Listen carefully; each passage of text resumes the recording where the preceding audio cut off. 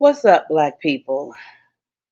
Welcome to Yemima's World, the Jelly Moose's Cafe. I am your hostess, Yemima, and it is good to be Black in the land of the living once again.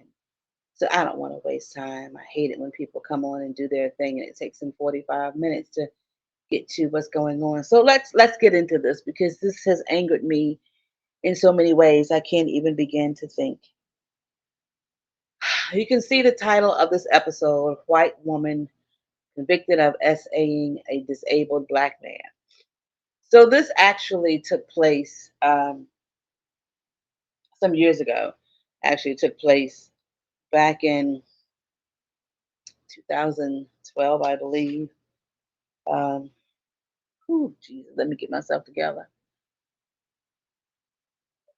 So this white woman named Anna Stubblefield, that's the picture that you see on here. She was convicted in 2017, I believe, for essaying a disabled black man. So this is the story. Missy Ann was a professor at Rutgers University, and her specialty was working with disabled people. And there was a black man who was taking her courses, and his brother was disabled. And she was introducing a device that would allow disabled people who were nonverbal to be able to communicate. It was basically a computer. They would just type out, um, what they were saying, which I thought was like, well, they're computers. So I didn't understand the concept of we've created this great thing, this great device, when I'm like, well, laptops. So that's neither here nor there. Anyway, when the guy, excuse me, the black student found out that she, had a way of allowing his brother to communicate, he talked to her and he introduced her to his brother and to his mom, who had been taking care of his brother his entire life because he had muscular dystrophy. He had some other mental illnesses and some other disabilities or different abilities. I don't like the word disabilities, so different abilities.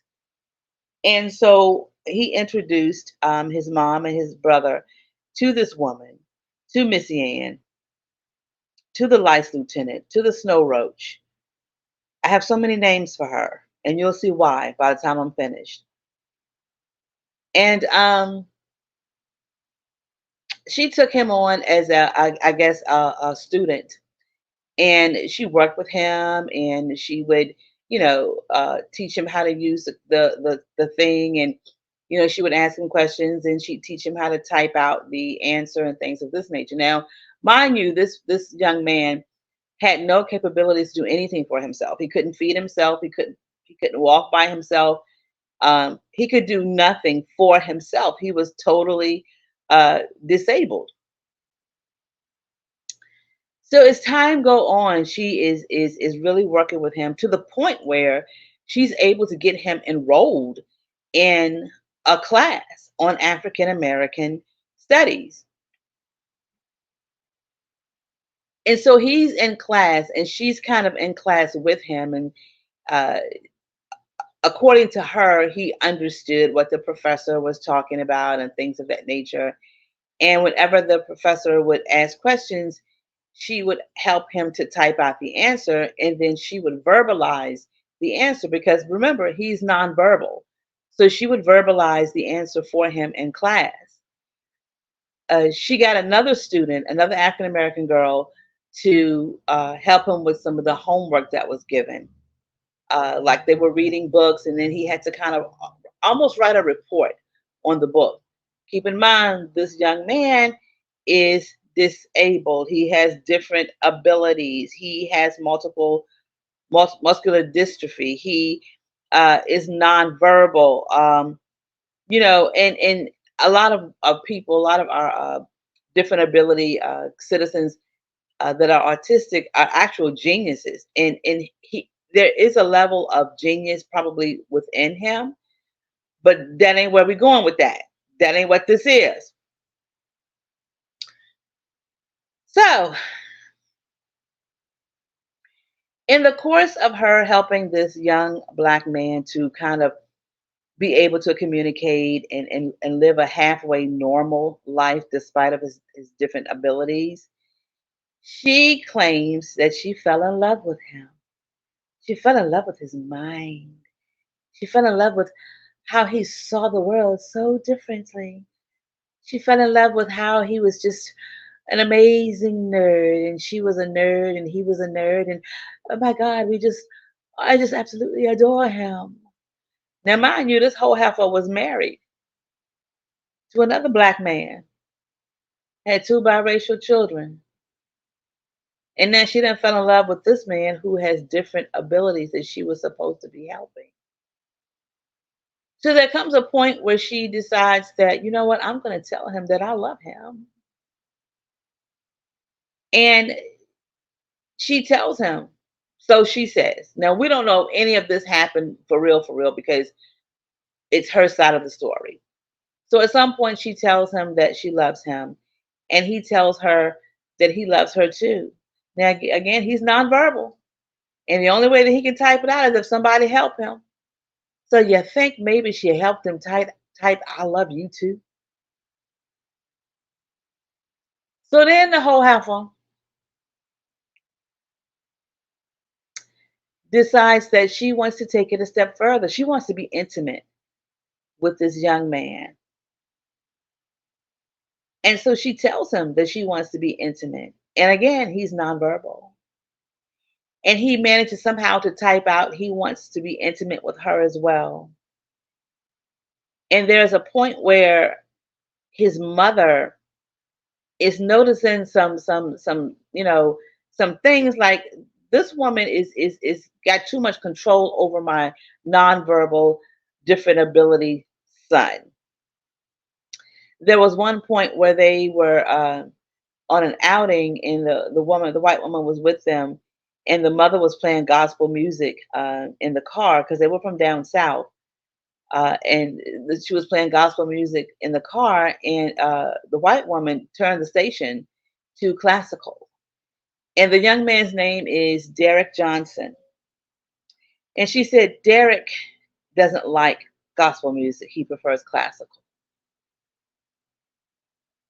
And then at one point, the mother was feeding her son, and she was cooking dinner, and she was cutting up the chicken so that she could feed him in small bites.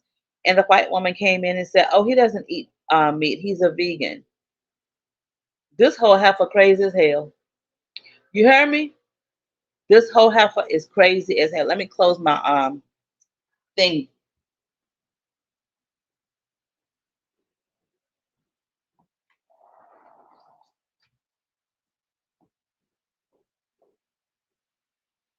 Sorry, y'all. They're cutting grass as they do every single solitary day. Ain't that much grass in the world. Anyway, this whole heifer says he's a vegan and he don't eat meat. Now, at some point, they, uh, according to her, become intimate. At some point, she actually grapes him. She claims that he typed in for her to take off her shirt, that he wanted to touch her breast, and he wasn't sure if he would have the capabilities to be able to have sex, and so she would have to help him. They were at his mother's house at that time, and she said she felt uncomfortable at his mother's house. And so they went to her office. She's still a professor, y'all. At that time, she's still a professor. So she takes him in her office and she lays out a mat and towels. And according to her, she was able to guide him into intercourse. So I don't know how many times she has graped this young man, but at some point, she says he wants her to tell uh, his mother that they were intimate. And so they're sitting at the table, and she just kind of blurts it out and looks at him and like, "You want me to tell him? Should I tell them?" Okay, he wants me to tell you. Um, Derek and I are in love, and we've made love. And the mother was looking like, "The what? The pluck that you say?" So now she's like, what are you doing to my son?" The brother just gets up and walks away because he's like, "What the hell? What the hell?" So she, of course, tells the white woman to leave her house and to leave her son alone. The white woman continuously calls the mother every day, several times a day. "I want to see him. I miss him. There isn't a day or time that doesn't go by during the day where I'm not thinking about him. And I know he's thinking about me," and blah, blah, blah, blah, blah. And the black mother is like, "If this bitch don't stop calling my house, if she don't leave my son alone, I swear to God." So the brother um, goes to, I think, the college to talk about the professor. And then he goes, and when he was going to go to the authorities, and somebody at the college told him to get an attorney because he's going to have to show proof. So the family gets an attorney, and the police get involved, and it's now becoming a criminal act. And she is still denying that it was anything criminal about it. She just kept saying, "Oh, he loves me. You know, you treat him like a baby. You won't let him soar. You need to cut the apron strings and let him live his life. He needs to be out on his own," and blah, blah, blah, blah, blah. I was like, oh my God, this whole bitch is crazy. So the police, I don't know if I don't want to say the FBI got involved, but there was a higher level of authorities that got involved other than just the police. So they set her up. The black mother called her and was like, he kind of looks like he's missing you, and he's starting to do things that he wasn't doing before, like he's biting his hands and he's throwing temper tantrums, and I think it may be because he's missing you. And the lady was like, "Yeah, because I'm missing him too. And if you would just allow me to see him just for a little time." And so the mother, she said, "Well, tell me again, how many times did you have sex with how many times did you make love with my son?" And she had the authorities, they were recording the conversation. And so I think she admitted to, having sex with him multiple times. So that's when they got her. So now they arrested her on harassment or assault charges because of what she did to a disabled or a different disability man, that they had to prove that he was not capable of consenting to it because he's nonverbal. So how is he consenting to it? Her mother, Missy Ann's mother, is like, "My daughter could never do anything like this. She is a loving and giving person. And she would never do anything like this. And it's going to come out." And then she said about the black mother, "His mother just treats him like he's a child. He's a grown man and he has his own mind." Now, don't forget, I said earlier, she was already married to a black man with 2 children. And she told Derek's mother that she was going to tell her husband that she was leaving him for Derek, and then her and Derek could be together. So they arrest her. She goes on trial. Derek comes into the courtroom. His mother walks him into the courtroom because he can't walk by himself. And Missy Ann's mother is like, "Look how she brought him into the courtroom. She brought him in like an animal when my daughter had nothing but love for him." So the trial goes. At her sentencing, Derek's brother stood up and he gave a statement. They also had a letter from what would become her ex-husband, that she was narcissist, she was crazy, basically. And so they sentenced her to 12 years for um, sexual assault and 12 years for, I can't remember what the other one's for, but they would run concurrently. So she was sentenced to 24 years, but the two sentences would run together. So it was really 12 years.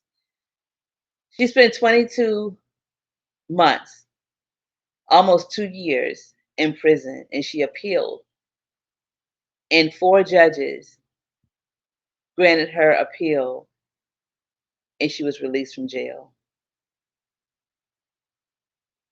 And I don't know if she had to register as a sex offender or whatever, but she got out of prison after almost 2 years. She claimed she couldn't get a job because she was working as a waitress and somebody found out who she was and they fired her. So now she works from home. Nobody knows, who she is, so she can work from home. And she just is happy and pleased as punch with herself. She to this day don't think she did anything wrong. So if you haven't seen it, the documentary for this piece of shit is on Netflix and it's called Tell Them Tell Them I Love You or Tell Them You Love Me, something like that. Tell Them You Love Me. And it's an I looked at it last night and I'm telling you I couldn't sleep because the caucasity of these white women doing what they do best, sit in a position of power and then want to cry victim. Every um, every article that I saw about this documentary, about this case, called it a strange case. They kept saying about Anna Stubblefield and her affair with a disabled man, or the strange relationship between her and the disabled man. I think I found maybe one article that actually called it what it was, and that was the rape of a disabled man. So I don't know why these white women want to keep playing victim when you are the ones that hold all the power. If the roles had been reversed, had it been a black professor and a white disabled woman, and he had did the exact same thing that this whole heifer did, they would have executed him. They'd have put him under the jail. But because it was a black man and a white woman, she just got 2 years and that was it. I'm so sick of y'all playing victim. I'm so sick of the disrespect. You managed to destroy two black families. You managed to destroy two black families, Missy Ann. You destroyed your marriage with a black man and your two black children who are biracial, but they look black.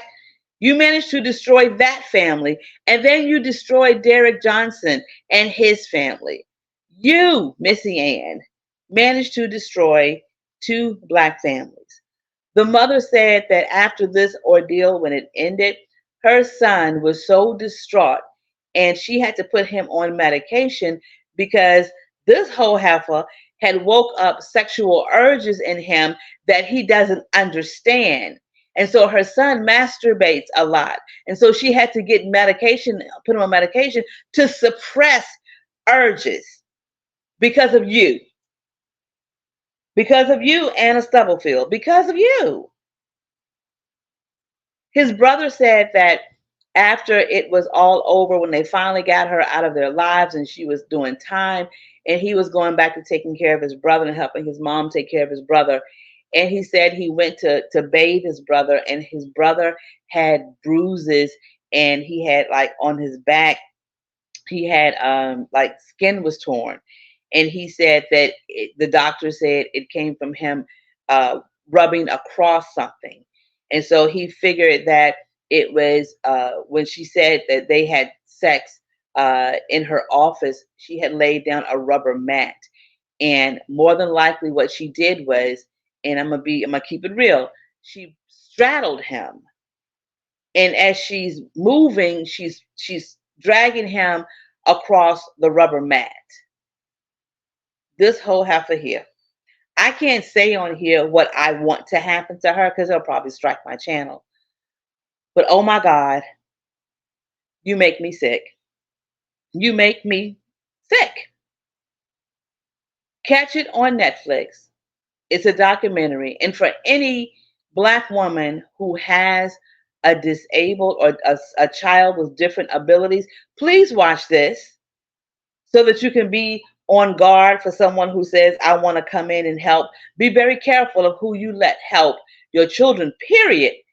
But definitely be careful of who you let help your disabled or a child with autism, a child with different abilities, a child who has mental illnesses. Please be diligent because these two Bobs, these rice roaches, these life lieutenants, this baking soda bandit, these Neander thugs do not have our best interests at heart. Never did and never will. All right, I'm going to get out of here.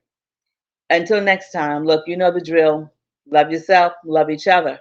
Give yourself some grace. Give others, except for them, some grace. Stay healthy, stay safe, and stay Black. Peace.